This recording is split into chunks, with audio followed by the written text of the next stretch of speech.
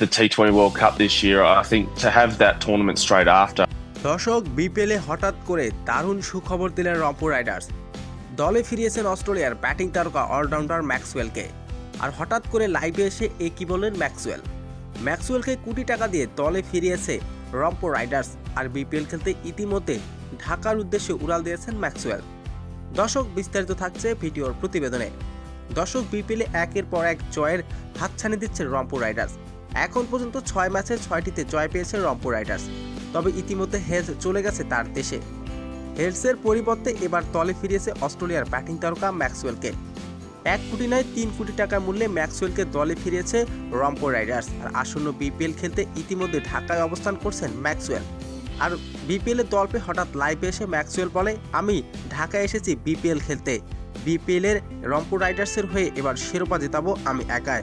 তো দর্শক, আসন্ন বিপিএলের রংপুর রাইডার্সের হয়ে ম্যাক্সওয়েলের খেলার দেখাটা আপনার কেমন লাগবে জানিয়ে দিন আপনার মূল্যবান মতামতটি।